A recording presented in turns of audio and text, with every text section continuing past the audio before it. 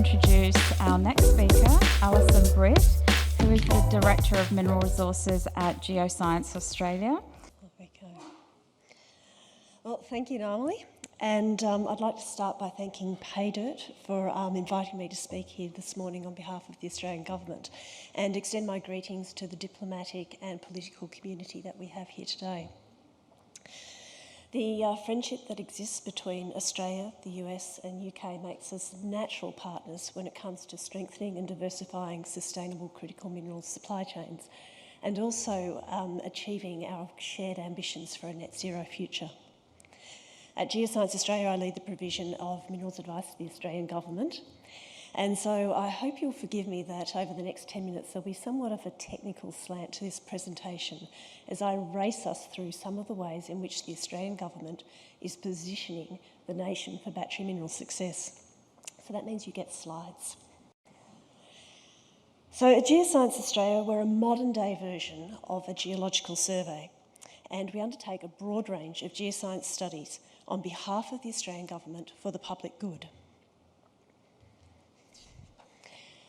And we do this work by collecting geoscience data from all across Australia on the countries of our First Nations people, who are our first miners, mappers and navigators. And so I pay my respects to their elders past, present and emerging, and to any First Nations people in our audience, particularly the Whadjuk people of the Noongar Nation on whose land we are meeting today.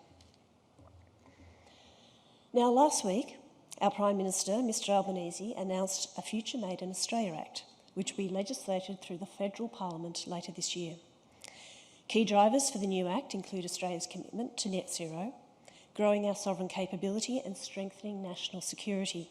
It recognises the enormous opportunity that these drivers provide for increasing the prosperity of Australians.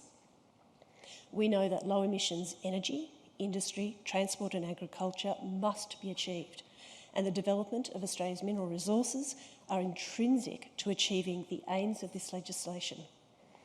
The Future Made in Australia Act will gather up existing strategies such as those for critical minerals and electric vehicles and the battery mineral strategy that's currently under development. It seeks to ensure that we don't get left behind, but rather that we're in a position of leadership, and it's consistent with the action underway in like-minded countries. As the Prime Minister said, we need to aim high, be bold and build big to match the size of the opportunity in front of us.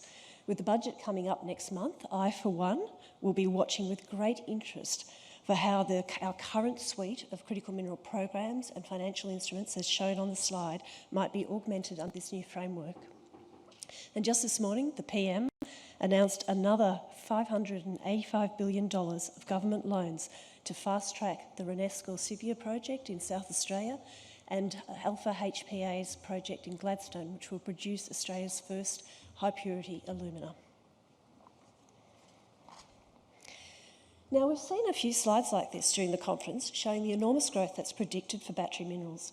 And this slide serves to compare predicted demand shown on the left against Australia's potential to supply in the middle, and also the contribution these minerals make to our economy and could make to our economy in the future. For instance, in 2022, lithium brought in $1.6 billion and more again in 2023. If Australia increased its lithium production by the predicted multiplier, then the export income could grow to almost $69 billion using 2022 numbers. Now, of course, this is wildly simplistic, but I've just put it up to illustrate the potential size of the prize. The slide also shows the significance of the resources we've already discovered and could tap into. For instance, we have one of the largest vanadium inventories in the world, but no production yet. So understanding what minerals are already available or identified is essential when embarking on a plan like a Future Made in Australia. Each year, Geoscience Australia publishes an assessment of the nation's minerals inventory in our flagship report, Australia's Identified Mineral Resources. We also publish maps showing Australia's operating mines and critical minerals, and these are freely available online, and we have some hard copies here today. As well as our globally significant mineral resources, the report shows that Australia continues to be a leading supplier of responsibly produced minerals. This includes, in 2022, we were a top 5 producer of 15 mineral commodities, including being the #1 supplier for mined lithium. Now, we know that Australia has a highly skilled mining sector, we have a stable investment environment, a mature regulatory regime, and we are serious about our environmental, social and governance responsibilities. Importantly, we are a trusted strategic partner to many of the world's major economies, and this is a strong position to build from. And building on our natural resources endowment and world-class mining industry is a key component of a future made in Australia. The slide shows our current mineral refinery, smelters and manufacturing facilities, and they cover a range of battery minerals such as nickel, cobalt and lithium, plus other critical and strategic materials such as silicon, copper and aluminium. Already the charge to value add to our resources is underway. Here I've added in the mineral facilities that are under development, committed to or announced. History shows us that not all of these projects will succeed, but many of them will. And that means Australia will have new processing capabilities for rare earths, graphite, high purity alumina, and a range of cathode precursors coming online in the foreseeable future. Now, this is all very exciting, but growth in downstream supply needs to be supported by growth in upstream supply. And to this end, Geoscience Australia, the CSIRO, and the Australian Nuclear Science and Technology Organisation, supported by the Department of Industry, Science and Resources, are working together through the Australian Critical Minerals R&D Hub to ensure that we have that pipeline of the right mineral feedstocks being found and being developed. Now, Geoscience Australia brings its expertise in understanding mineral potential and mineral systems, and ANSTO and CSIRO are world leaders in the development of efficient and responsible processing technologies as well as metallisation. Current projects are focused on high purity alumina and silica, rare earth elements, downstream value chains in lithium, and better understanding byproduct potential. The hub has a booth here, so find out more during the break and you can pick up some of those maps and reports I was talking about. Now, byproduct potential is also of great interest to the Critical Minerals Mapping Initiative. This is a collaboration between Geoscience Australia and the Geological Surveys of the USA and Canada, and it's improving our understanding of the critical mineral potential in all three countries, which is, we're covering almost 2 entire continents together. The slide also shows how Australia is positioning itself bilaterally and multilaterally with other like-minded nations, and this includes the development of standards.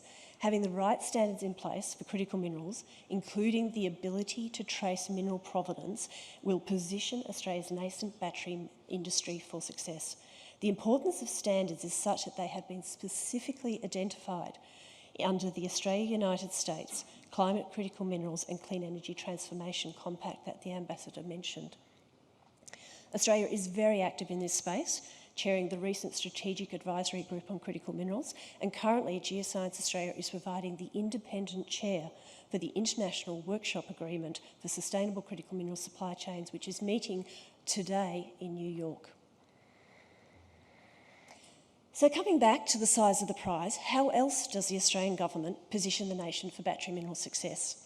Geoscience Australia's flagship program, Exploring for the Future, has collected data from the deep earth to the surface, testing the limits of our modern technology on the earth beneath us. The top row shows some of the tried and true data sets that underpin almost all mineral exploration in Australia. The bottom row shows some examples of newer coverages, including the world's first heavy mineral map of any continent in the world.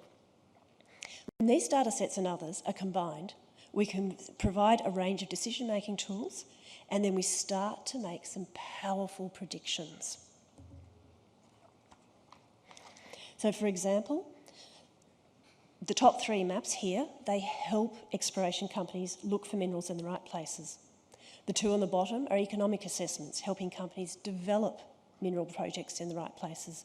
And the last map illustrates the work we're doing to better understand the secondary prospectivity of our mining waste, making the most of our existing and historical activity. So this is all fantastic, but is anybody paying attention? That would be a resounding yes. We have found our approach of freely providing government geoscience data, information and tools at continental and regional scale has absolutely stimulated mineral exploration across the nation, so much so that you could say we have an exploration boom in our focus areas. We're covering an area greater than the size of California. Since 2016, 168 companies have acknowledged using government geoscience in their selections of more than 1,200 tenements. Of these, 112 companies and 860 tenements are related to battery minerals, which are essentially the green and the hot pink on the map. So to conclude, I hope I've been able to show you some of the ways in which the Australian Government is helping position the nation for battery mineral success.